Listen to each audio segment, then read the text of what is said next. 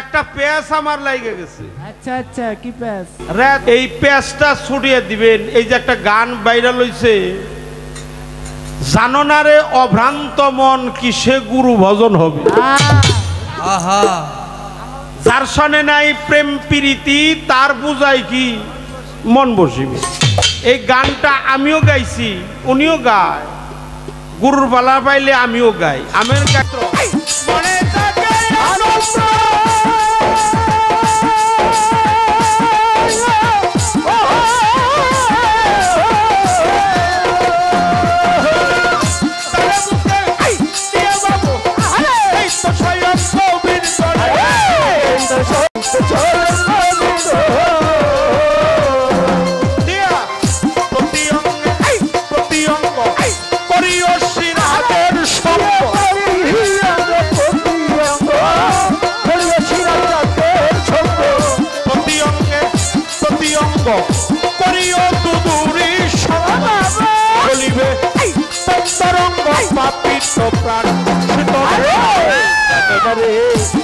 আমিও গাইছি, উনিও গায়।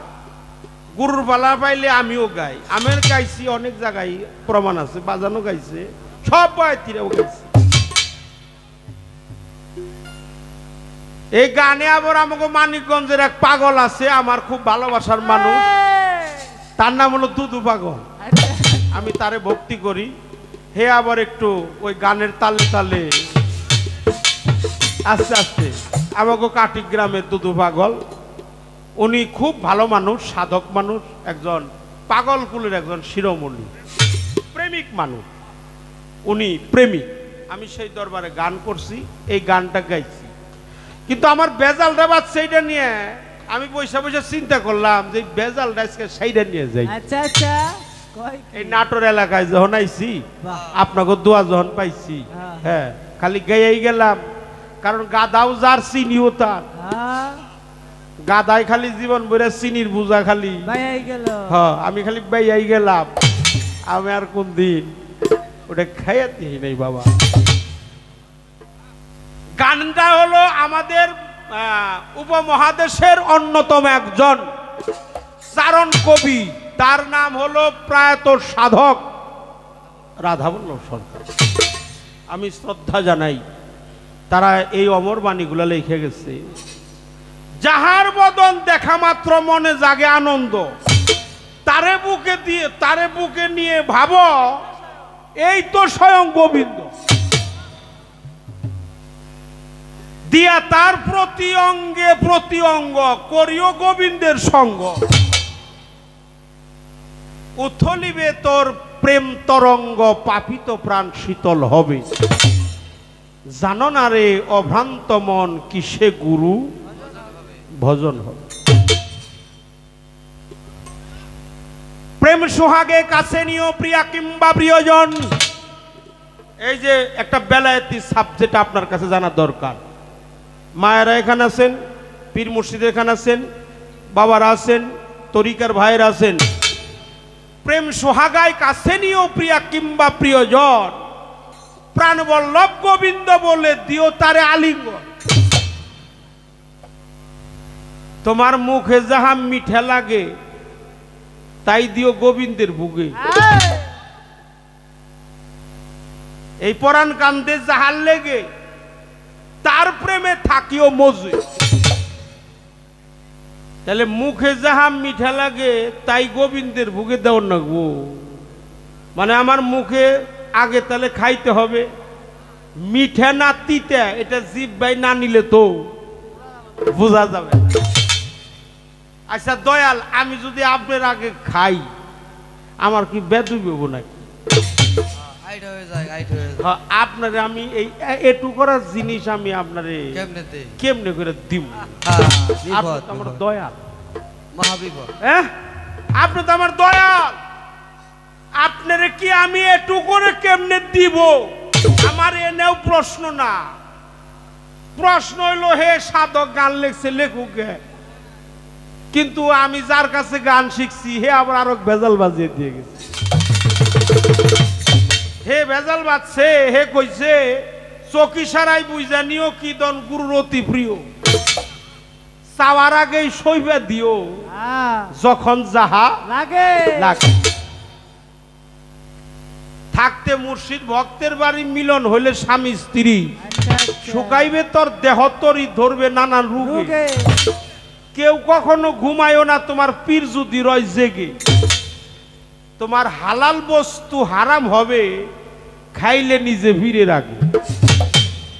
এই যে বেজালটা আমার এনে লাগছে, এই সাধক সুশীল সরকার যিনি আমার গানের গুরু জ্ঞানের দাতা, যিনি এই গানের লেখক, যিনি একজন সাধক, যিনি আমার নয়নের মণি কলিজার টুকরা, তিনি লেখছে হালাল বস্তু হারাম হবে কেউ যদি খায় পীরের আগে। আর রাধা বল্লভ বলছে তোমার মুখে যাহা মিঠা লাগে তাই দিও গোবিন্দে। রাধা বল্লভ সরকার হেও সাধক, সুশীল সরকারও তো সাধক, আর আমার গুরু তো মহাসাধক। এই তিন সাধকে বাঁচছে এরা বেজাল। মানে ওই সাধকে কইছে খাবার আগে খাইবে পরে দিবে, আর ওই সাধকে কইছে না নিজে খাইয়ে পরে দিও না, চকি সারাই বুঝা নিও। তাহলে আমি পড়ছি বাজান বিপদে, আপনি তো মহাসাধক, আমি কি আগে খাইয়া দিমু না আপনি খাইয়া আমার দিবে? বাউডা করে দিবে। এই বাউডা আপনার কাছে আজকে চাইলাম, বেজার হইেন না। হ্যাঁ, বেজার হওয়া কিন্তু ঠিক না। এই পাবলিক যেন এই বস্তুটা পায়, কি করেন আপনারা? হ্যাঁ, এই বিষয়ে একটু আমাদেরকে বুঝ প্রদান করবেন, আমাদেরকে বুঝিয়ে দিবেন যে আমরা কি করব। আমরা তো একটা ঘূর্ণিপাকে পড়ে রয়েছি, প্রতি অঙ্গে অঙ্গ দেওয়ার নাকবো, একটা অঙ্গ বাকি থাকুন যাব না। হাতের জায়গায় হাত, চোখের জায়গায় চোখ, মুখের জায়গায় মুখ, নাকের জায়গায় নাক। মাফ করবেন, আমি নয় দিলাম, কিন্তু আমার যার আমার ঘরে যে সহধর্মিনী আছে ওটাও তো আপনারই, ওটাও আমার না। ওটাও যদি আমার কথা কই তাহলে ওটা আমার বেদবি হব, কারণ সবই যখন দিছি ওটা তো আর আমি রাহি নাই। আচ্ছা, আমার নগে নয় প্রেমালিঙ্গন আপনি করা হারবেন, কিন্তু আমার কথা হইল আপনার যে মেয়ে আছে তার সাথে কি আপনি প্রতি অঙ্গ দিতে পারবেন? কি করেন আপনারা? এই জন্য জানার প্রয়োজন, আমি জানবো। কি কন, খারাপ লাগছে? কেমনে করে প্রেমালিঙ্গন করতে হয় আমি জানি। যিনি গুরু হয় এই গুরুর কাছ সাথে তার প্রেমালিঙ্গন অবশ্যই হবে, কিন্তু আমার হবে যে প্রেমালিঙ্গন এর কায়দাটা কি? কারণ হইলো, মাফ করবেন, আমাকে কালীবাড়ি, এই বড় কালীবাড়ি আমাকে এক মহিলা কীর্তন করতেছে, তার নাম হলো শ্রীমতী রাধারানী। শ্রীমতী রাধারানী, এমন তার রূপ, এমন তার চেহারা, এমন তার মাথাভর্তি চুল, এমন তার গায়ের পোশাক, এমন সুন্দরী যুবতী, এমন ভাবে কান্তাছে, এমন তার সুর শুই না বয়োজ্যেষ্ঠ মুরব্বী যারা চাল কান্দে গড়াগড়ি ডলারলি দিছে, গলাগড়ি দিয়ে যাইয়া ওই মহিলার গলা দইরা প্রেমালিঙ্গন করছে। পিছনে কিছু পোলাপান বই রয়েছে, কয় মুরব্বীরা যখন করলো তাহলে আমরাও কইরা আহি। হ্যাঁ, মুরব্বীরা যখন করলো আমরাও করি। তে মুরব্বীরা দিছে হইলো একভাবে, আর পোলাপান দেয় আরেক ভাবে। তে পোলাপান যখন লাইন ছাড়া করছে তখন তো মহিলাই দিশা পাইছে। তে মহিলাই কইছে, বাপ তোরা করলি কি? হেরাবন কি আলিঙ্গন করলো আর তোরা কোন আলিঙ্গন করাইছে? তা আমি জানতে চাই এই আলিঙ্গনটা একটু বাউ করে দিয়ে না। বেজার হইেন না, ক্ষমা চাই নিলাম, আমার কিছু কইেন না, আপনি কয়ে দিয়ে আরো করুন 2-4টা প্রশ্ন। কইরা যাই করণ, কারণ আমাকে জানা দরকার। কারণ হইল নাভিদ যখন ভালো, নাভিদ খুব ভালো, নাভিদ ভালো থাকলে তো দুই চার কথা কম যাবো, কারণ হলো এখন যে চুল হাত ধরছে মানুষ, মাথা মধ্যে চুল ভর্তি থাকে, মাঝখান দিয়ে চিকন এটা বাই করে। এখন হলো ডিজিটালের যুগ জামানা, তো ভালো ডিজিটাল যুগও খারাপ না, ওটাও ভালো। তো যদিও কুকুরা মকরা চুল যাই থাকে, যদি কেসির দাঁড় থাকে তাহলে একবার পুজ দিলেই। হ্যাঁ, এই জন্য যার সাথে গান নাভিদ খুব ভালো না, বেজার হইব না, নাভিদ করলে বেজার হইব না। কারণ যার নাই ঘৃণা পিঠ হইল নাভিদ। এর হলো ঘৃণাও নাই, পিতও নাই, অহংকারও নাই, অভিমানও নাই, গৌরবও নাই, রাগও নাই। আচ্ছা যার রাগ আছে হে কি পীর হেরবো না? আচ্ছা যার রাগ আছে হে কি গোসাই হেরবো? যার গৌরব আছে কি হেরবো? আমার আছে, আমি শিষ্যর মধ্যে আছি, আমার অনেক কিছু থাকতে পারে। আমার মতো শিষ্যকে, আমার মতো নরকে, নর সুন্দর, অর্থাৎ নাভিদের উচ্চ বাংলা ভাষা হলো নর সুন্দর। আমার মতো নরকে তিনি সুন্দর করে, এই জন্য নাভিদ। কি করেন আপনারা? আছেন তো? খলিফাও ভালো। খলিফা চিনেন না? ওই যে কেসি দিয়ে কাপড় কাটে, কেসির যদি দাঁড় থাকে, কাপড়ের ৫-৬ ভাঁজ থাকলেও কোনো সমস্যা নাই, খালি কাটবই। এই জন্য উনি সব, আমার কাছে উনি একবারে সব। এখানে আমার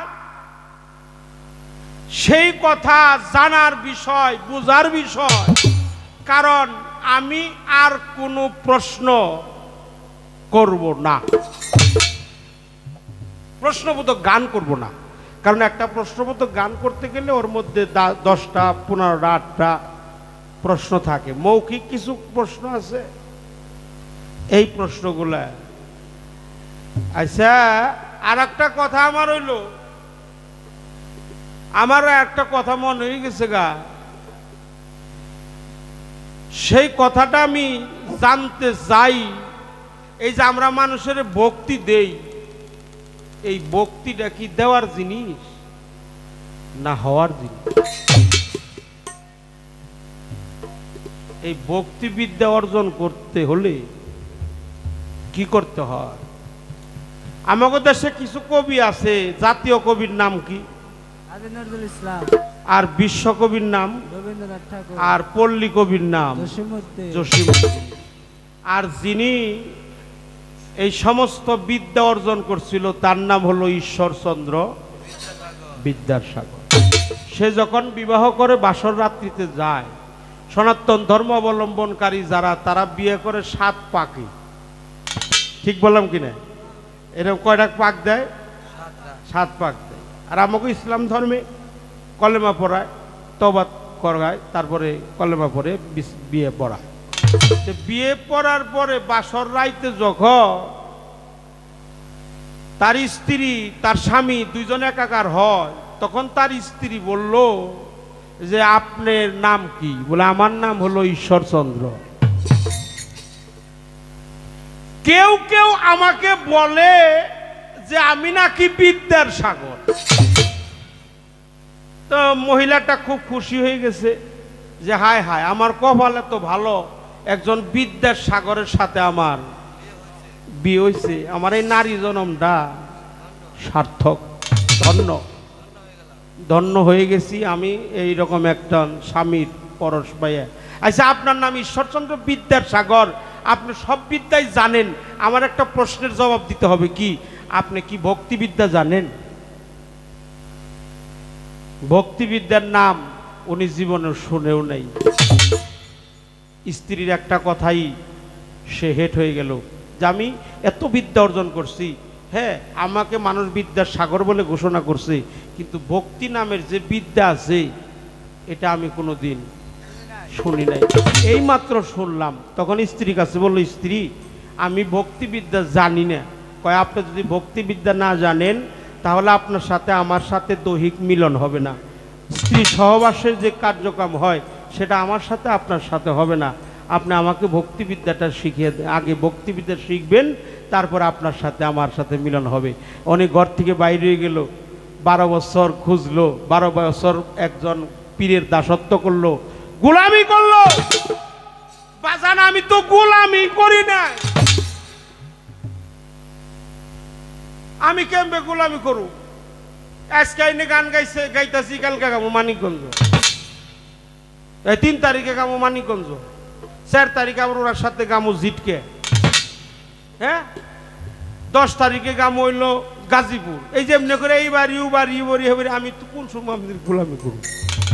এইবার ইউবারি করতে করতে তো আমার দিন গেল, আমার তো গোলামি হয় নাই। তাহলে আমার ভক্তিবিদ্যাটা আমার জানা দরকার যে তার স্ত্রী এই প্রশ্ন করার পরে সে ঘর থেকে বের হয়ে স্ত্রী সহবাস না করে একজন গোসাই খুঁজে বের করলো, তার নাম হলো রামকৃষ্ণ পরমহংসদেব। তার কাছে 12 বছর গোলামি কইরা ভক্তিবিদ্যা শিখে আগে ভক্তি দিল, তারপরে স্ত্রী সহবাস করলো, ভক্তিবিদ্যা অর্জন করলো। ও বাজান আমি জানতে চাই ভক্তি কি দেওয়ার জিনিস না হওয়ার জিনিস? এই ভক্তিবিদ্যা অর্জন করতে গেলে আমার কি কর্মটা করতে হবে? আমি এই প্রশ্নটা শেষবারে আপনার কাছে আমি রাখলাম, আর কোনো প্রশ্ন করব না। এই কথাগুলো মানে মোটামুটি একটা ভাবে কি করেন আপনারা? একটা শরীয়ত সরকারকে বলি, আপনি গুরুর সঙ্গে কি প্রেম করছেন?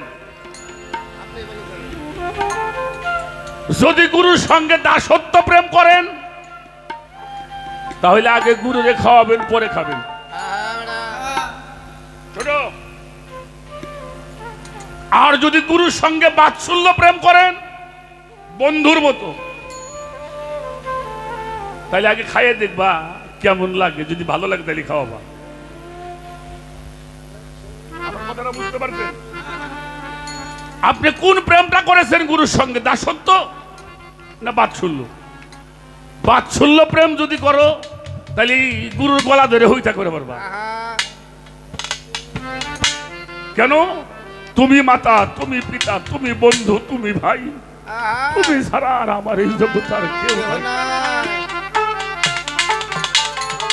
এক সময় তুমি আমার মা, এক সময় তুমি আমার বাবা, এক সময় তুমি আমার বন্ধু, এক সময় তুমি আমার ভাই।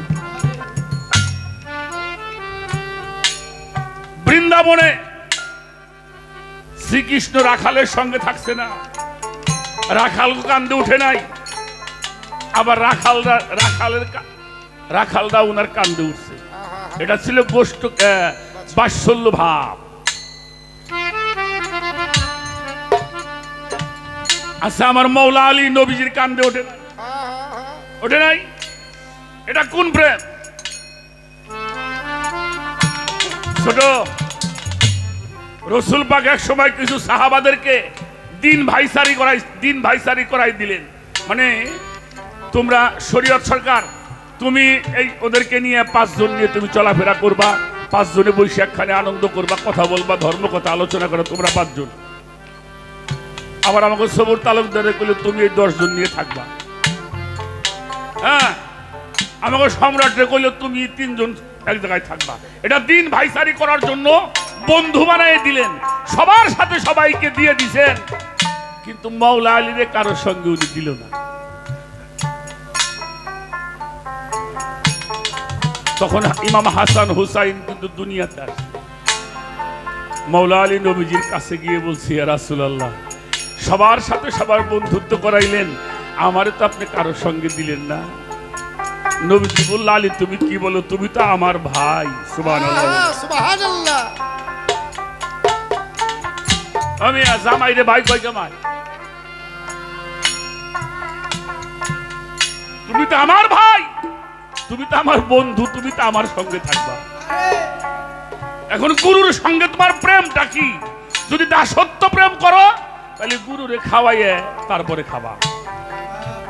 আর 2 নম্বরের একটা কথা বলি, কোন মানুষই দেখবেন তরিকতের মানুষ যারা প্রকৃত তরিকায় দাখিল হয়েছেন, অনেকের বিড়ি খাওয়ার অভ্যাস আছে, আছে না বাবা? এটা চা খায় কাপটা নিয়ে চাটা নিয়ে আগে নিবেদন করে কিনা করে না এটা পান খাইতেছে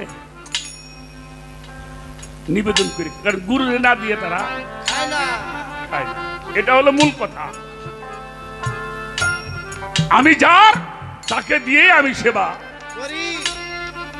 পাওয়া মাত্র ভক্ষণ করে হইলে ছাগলে দেখবেন ছাগল পাওয়ার সাথে খাওয়া শুরু করছে ও ডানি বাই তাকায় না আর জীবনে কোনদিন ছাগলের পেটও পড়ে না আর যারা মানুষ তারা যেটাই আহার করুক তার প্রভুকে স্মরণ না করে তারা খায় না আমার কথায় আপনারা বিরক্ত হয়েছেন বাবা শরীয়ত বাবা আমরা তো কুল নিয়ে আসি কোলের সওয়াল পর্যন্ত দিয়ে দিয়েছে জবাই করবে যাও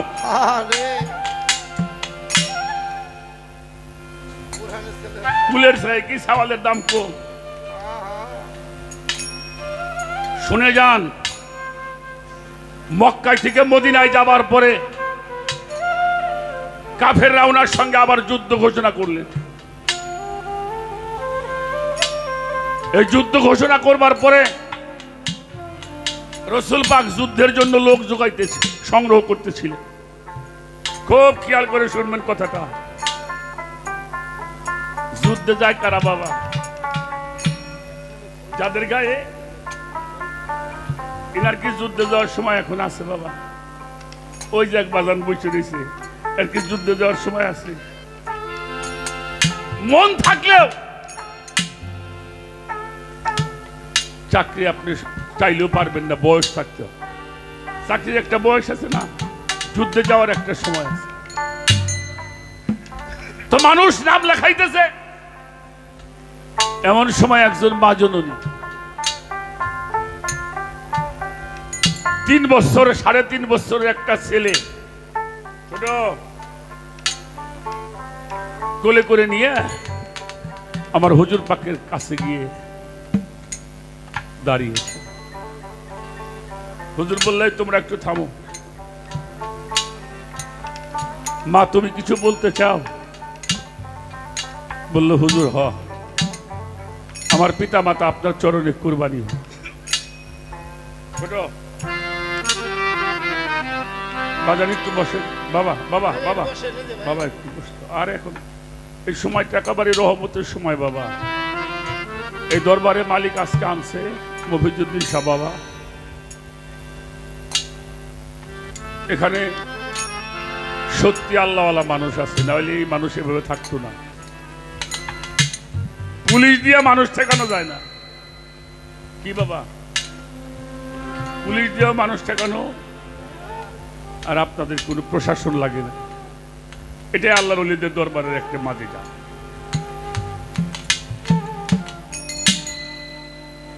ইয়া রাসূলুল্লাহ একটা কথা বলবো বলো বলে আপনি যখন মক্কায় থেকে মদিনায় আসলেন আমাদের কাছে শপথ করাইছিলেন রাসূল পাক বলছিল আমি মদিনায় থাকতে পারি তোমরা আমারে কেমন ভালোবাসো কি বলেছিল জান দিব কি দিব জান দিব মাল দিব সম্পদ দিব এর বিনিময়ে আপনাকে ভালোবাসি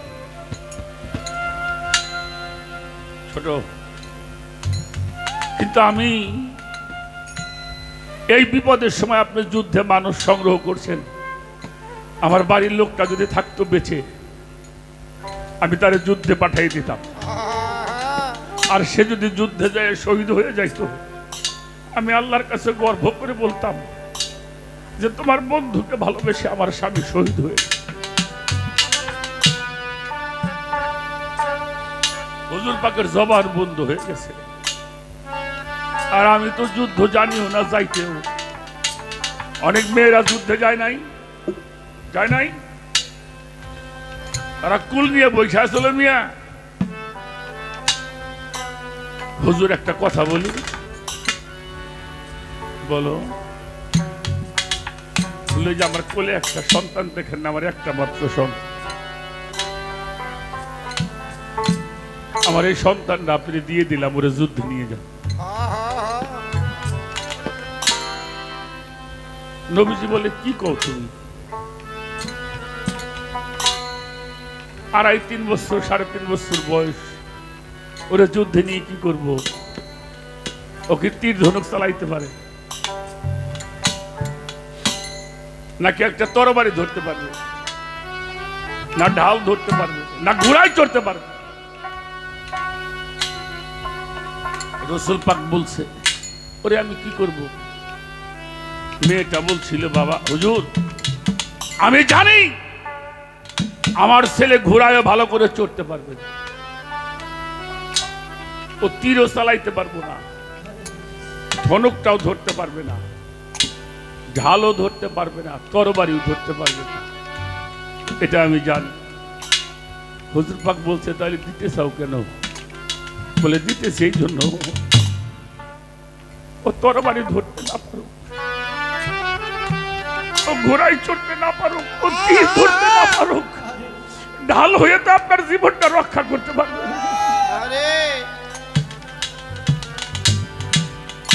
আল্লাহ রাসূল শক্ত হয়ে গেছে, কি করব? মহিলা বলল হুজুর কাফেররা যখন দূর থেকে আপনার গায়ের মধ্যে তীর মারবে, আমার সন্তানটা আপনি সামনে ধরবে, আগে ওর বুকটা ছিদ্র হবে, তারপরে যেন আপনার গায়ের মধ্যে কাফেররা যখন আপনার গায়ের মধ্যে তরবারি দিয়ে আঘাত করবে, আমার সন্তানটাকে সামনে ধরবেন, আগেও 2 ভাগ হবে, তারপরে আপনার দেহের মধ্যে যাবে। শরীয়ত সরকার কোলের সন্তানকে যারা দিয়ে দিছে তাদের কাছে জাতি কুলের কোন ভয় আছে? তারা এই জাতি কুল নিয়ে চিন্তা করে না, চিন্তা করে আমার বান্ধব কিসে একটু শান্তি পাবে, আমার ভান্ডারি কিসে একটু শান্তি পাবে, আমার মফিজ বাবা কেমনি একটু শান্তি পাবে, কেমনি আমার মুর্শিদ একটু শান্তি। ওরে তুমি দেখা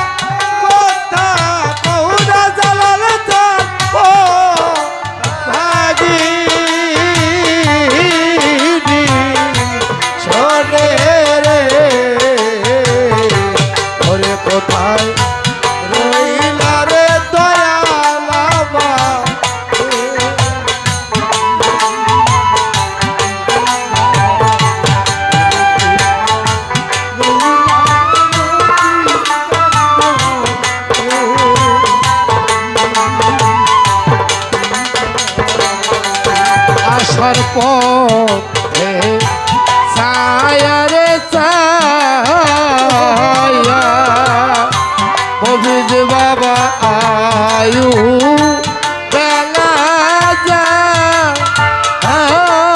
डूबी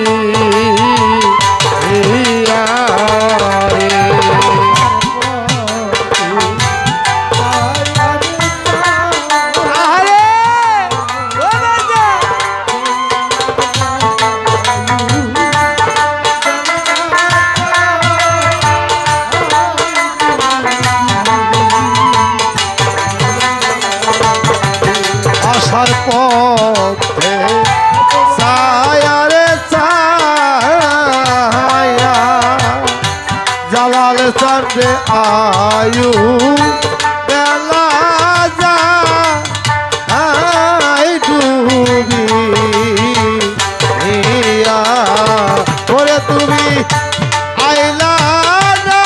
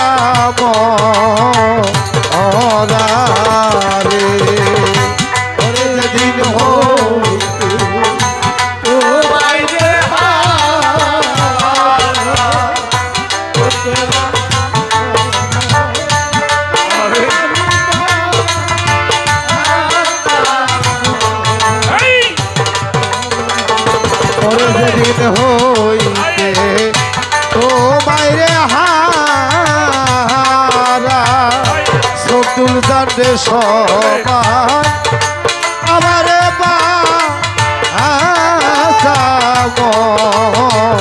ওরা ওরে আমি চলে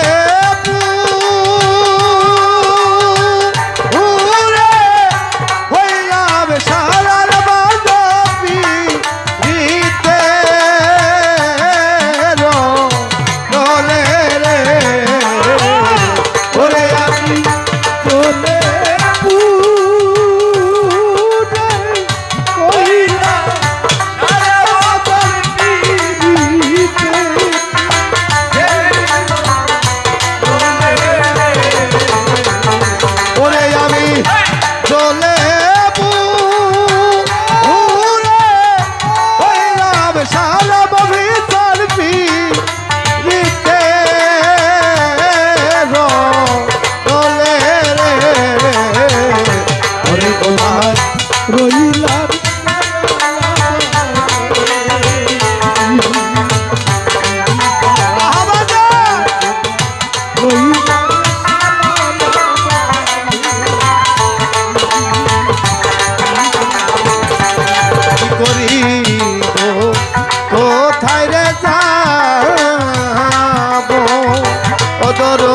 কোথায় যাইয়া তো ও মায় পাবো রে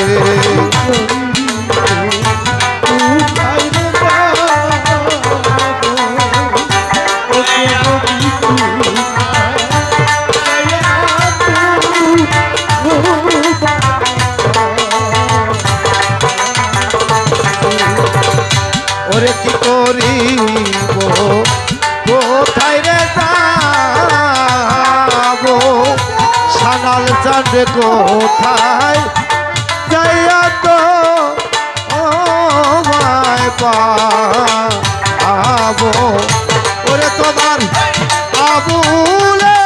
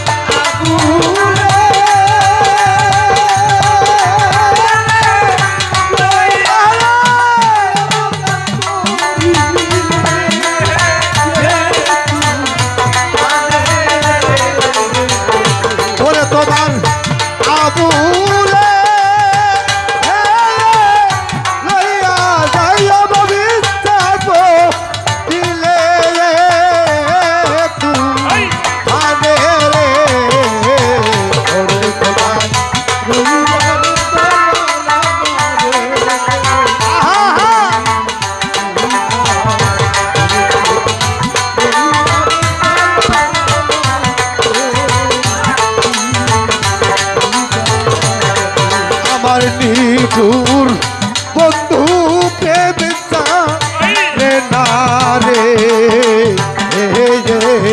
ওরে আমার নিঠুর বন্ধু প্রেমিতা রে না রে আমি কেন বসে ছিলাম আমি কেন বসে ছিলাম রে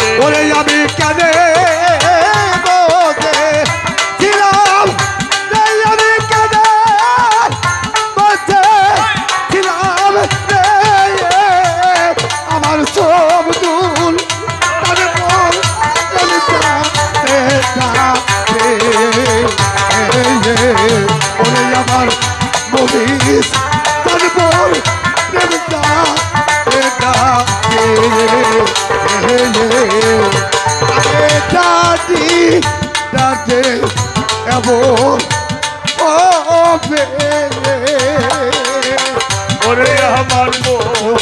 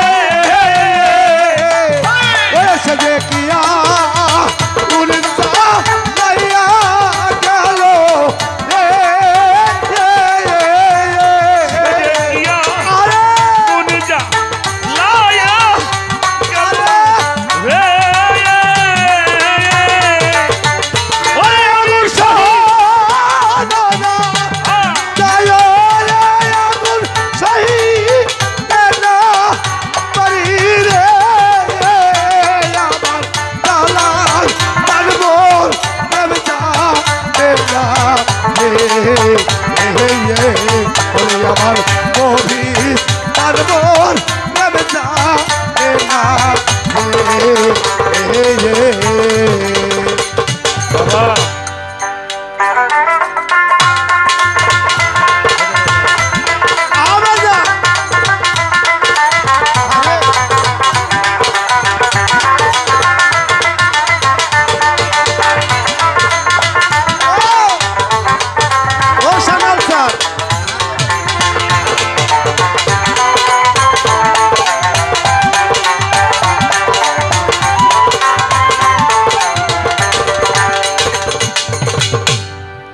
আল্লাহ বলছে সিবগাতাল্লাহি মান আহসানু মিনাল্লাহি সিবগা,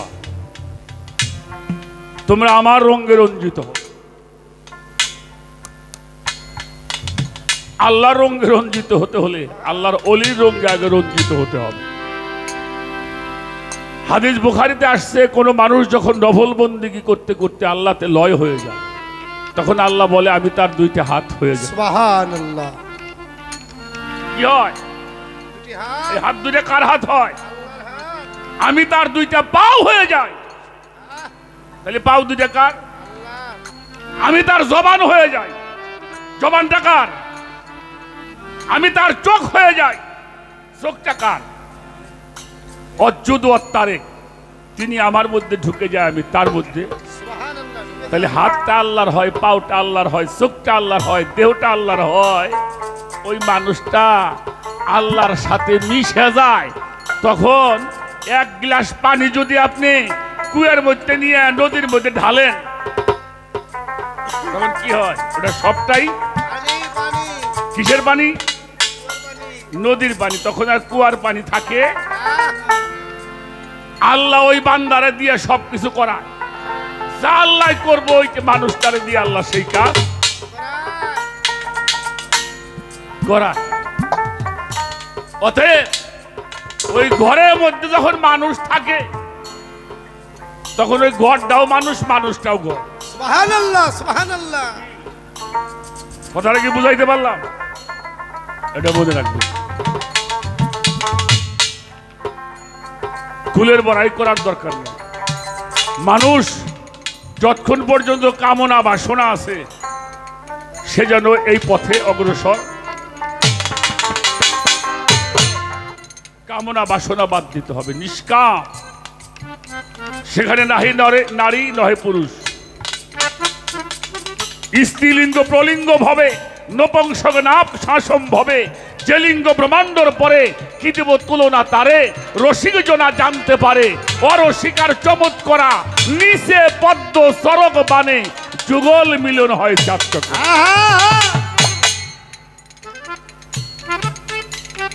কালাচানানন্দপুরে, কালাচানানন্দপুরে, কালাচানানন্দপুরে আপন ঘরে, খুঁজতে পাবি ভজন পথে যাবি, সাধন পথে যা। কালাচানানন্দপুরে, কালাচানানন্দপুরে আপন ঘরে, খুঁজতে পাবি সাধন পথে যাবি। কালাচানানন্দপুরে ভজন পথে যাবি, যদি সাধন পথে যাবি। ছোট ভাই যাও, এই কাজগুলি যারা করে তারা এমনি নরম হয়ে যায়। কিও নরম হয়ে যায় না? ভক্তি জাগ্রত হয়। আপনাদের এলাকা তো আমের জন্য খুব বিখ্যাত, রাজশাহী, নাটোর আছে। আমের যখন মুকুল হয়, তখন ডাঁটাগুলি কিন্তু দাঁড়ায় থাকে, কি থাকে না? আচ্ছা, এখন আমের ডাঁটাগুলি কি দাঁড়ায় আছে? কি হয়ে গেছে? হ্যাঁ, যখন এইগুলা ভিতরে ঢুকবো, তখন একলাই হইতে নিচে হয়ে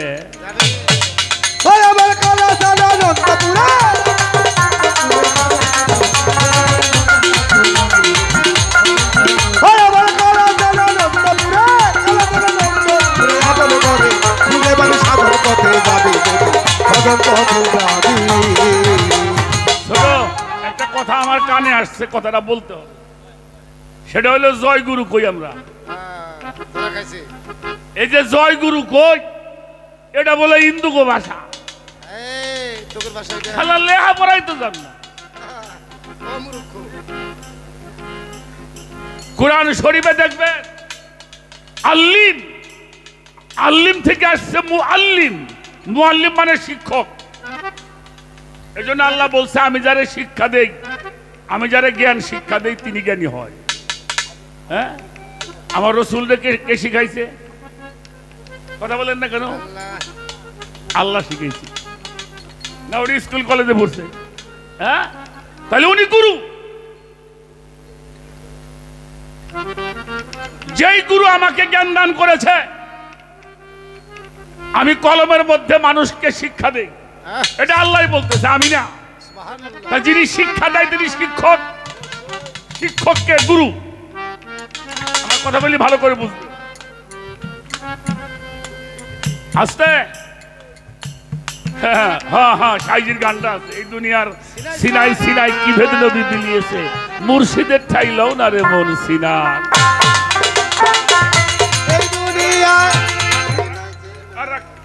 গান কত দিঘা মুড়ি সময় নেই আসতে।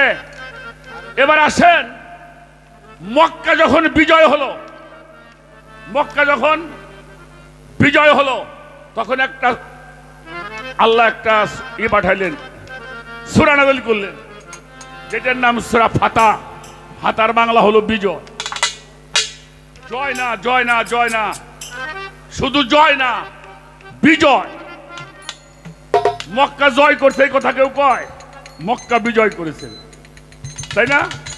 এই মক্কা যখন বিজয় হয়েছিল তখন তার সাহাবারা আমার হুজুর পাকের নামে ধ্বনি দিয়েছিল প্রভু গুরু মোহাম্মদের জয়। কার জয়? প্রভু গুরু মোহাম্মদের জয়। আমরা সেই গুরুর জয় জয় দেই, আমরা সেই গুরুর নাম নিয়েই বলি জয় গুরু, আমার গুরুর জয় হোক। প্রভু মুহাম্মাদের জয় হোক, আর মুহাম্মাদের জয় এটা আল্লাহর জয়। সুবহানাল্লাহ। পাগল ছাগল বোঝোস না, খালি নুয়াজ হুচ্ছতনি আস্তে। আর একটা কথা বলে যাই, আল্লাহ বলছে আতি আল্লাহ, আমার তাবেদারি করুন। আল্লাহর তাবেদারি করবেন, আল্লাহর দেখছেন।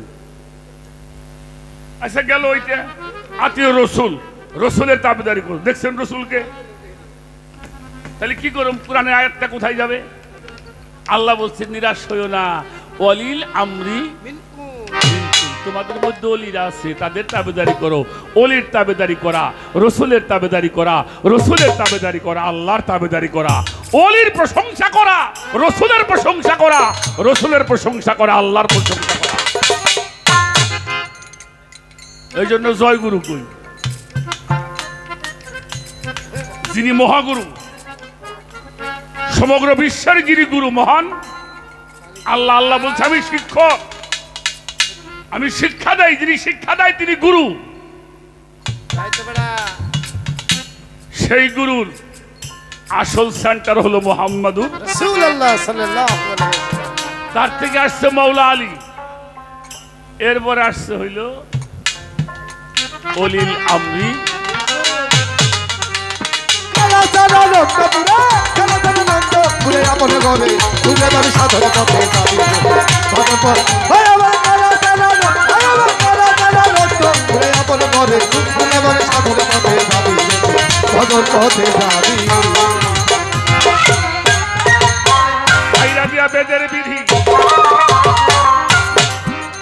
আগে মাইনা লৌগে গুরুর বিধি,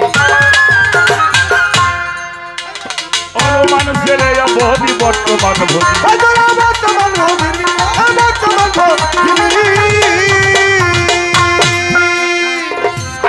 বেদের বিধি, মাইনা লৌগে গুরুর বিধি, মানুষের বহদি বর্তমান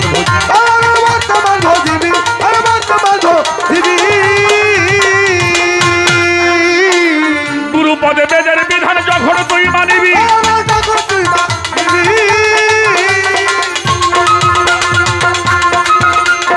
আমার মন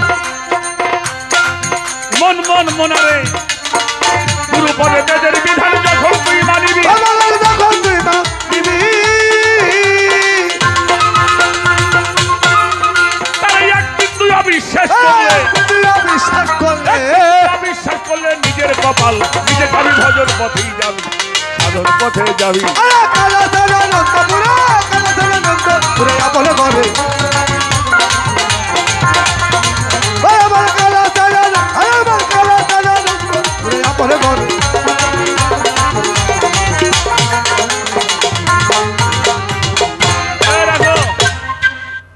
আমি আর মামা ওই ঘরের মধ্যে বসা মামা আমার দেখাইতেছে একটা ছেলে একটা গান গাইছে সাইজির সুন্নত দিলে হয় মুসলমান নারী লোকের বামুন চিনি পৈতাই প্রমাণ বামনি চিনি কিসেরে সব লোকে কয় লালন কি যা আর সে গানটা কি ওই ছেড়া লেখছে এই আজকে শুনছেন ছোট সময় রেডিওতে শুনছি ফরিদা পারভিন গাইছি হ্যাঁ না নাই নাই একজন লেখছে এই লালন পাগলকে সবাই অ্যারেস্ট করাও কই রে দেহসটাকে করে কতটি করবি কতটি গ্রেপ্তার করবা কয়টা গ্রেপ্তার করবা আর লালন ফকির চেনো আমার মতো আবুল সরকার 22,000 বললে কি 86,000 হাঁস নিয়ে মইলিও এতটি মানুষ হবেন না আর লালন ফকিরের মেলায় দেখবেন ওরসে এটা কোনদিন জীবন দেখছেন পোস্টার ছাপাইছে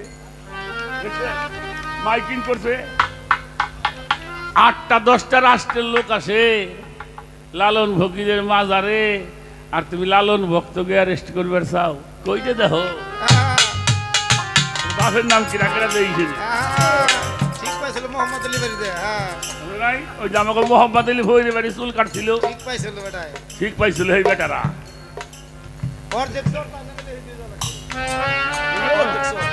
খবরদার ভাষা বুঝো আমরা এগুলি বলি আমাদের কয় নাস্তিক মাস্তিক কয় সিয়া কয় তারপরে মাজার ভুজারি তারপরে পীর ভুজারি কগে তোকে দোয়া করি তোরা যেন খালি কইয়েই যা পুরো হলো দুগ্ধের নদী জানিলে মন্থনের বিধি পাশ করিয়াই সুধা নিধি খাইলে অমর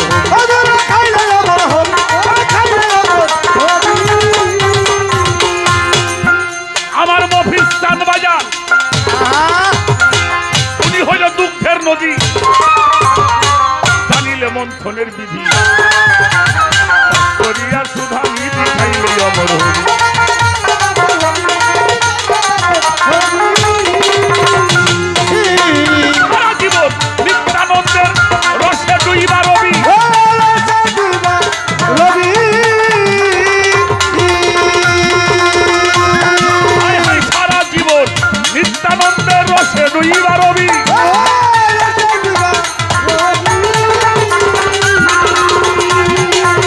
মনের মতো ভজন হলে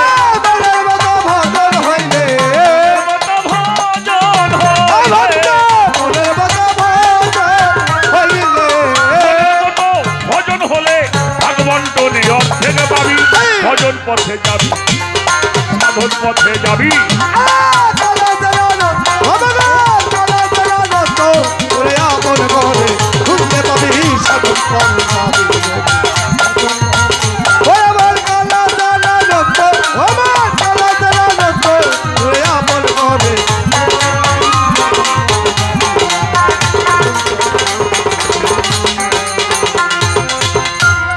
তোমার স্বর্গ নরক গুরুই তোর নরক কি বারক বংশের মতো কইরা পরক নিঠুইয়া ক্ষীর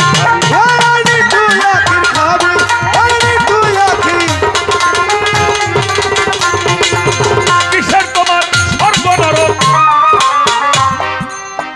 গুরু তোর নরক কি বারক বংশের মতো মতো কইরা বড় পিঠ হইয়া খেলতাম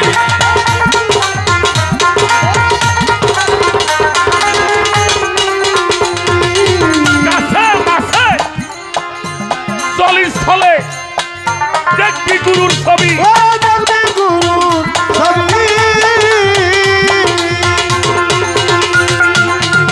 ওরে আমার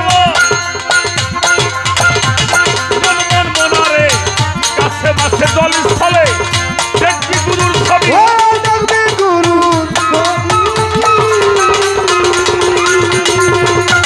সাধক রমেশ বলে একমন হলে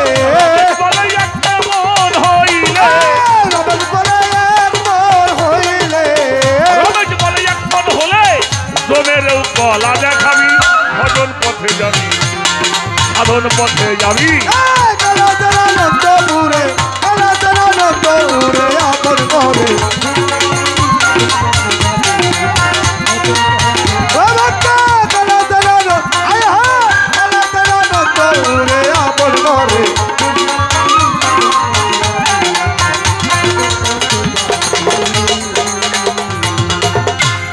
গানটার লেখক রমেশ চন্দ্র সিং বাবা ভান্ডারীর ছিল পাগল এটা হিন্দু মানুষ সময় নাই বাবা মনটা একেবারে খুইলে গেছে অনেক জায়গায় গান করি দেখা যায় কথা কইতে চাই কথা পাই না তালাশ করি এটা কবে যায় আটরা এসে বেড়াতে আর আজকে মনটা এত মনে হইতেছে আমি একেবারে 16 বছর একটা মানুষ আমি সুবহানাল্লাহ আলহামদুলিল্লাহ বাবা যদি মালিক কখনো আবার দেখা করায় যদি বেঁচে থাকে যদি হায়াতে বেঁচে রাখে আজকে যে দরবারটা আসছি আমি সবচেয়ে বেশি খুশি হয়েছি এই বাড়িতে দুইটা মায়ের সাথে দেখা হয়েছে বাবা জানের তারা কন্যা তার বাবার জন্য দেখেন টাকা থাকলেই বাবা হজ হয় না তো আমি সেই মায়েদের জন্য আপনাদের কাছে দোয়া চাই আমিও দোয়া করি হয়তো প্রভু আমার দোয়া শুনবে না তারা যেন কত বড় আশা করে বলছে তারা ভাই বোন মিলে তাদের বাবার এই অনুষ্ঠানটা বলছে শুধু একটু দোয়া করবেন আমাদের জন্য আমরা জন্য বাবার এই কার্যটা আমরা সমাধান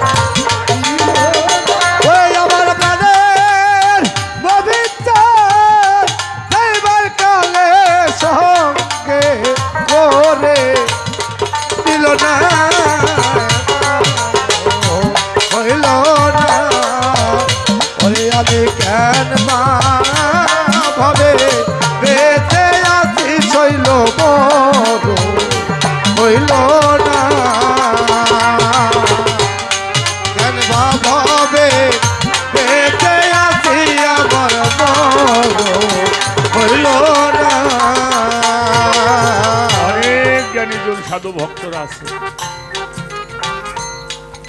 আমার সাথে একটা ছেলে দুহারি করতো আপনারা দেখছেন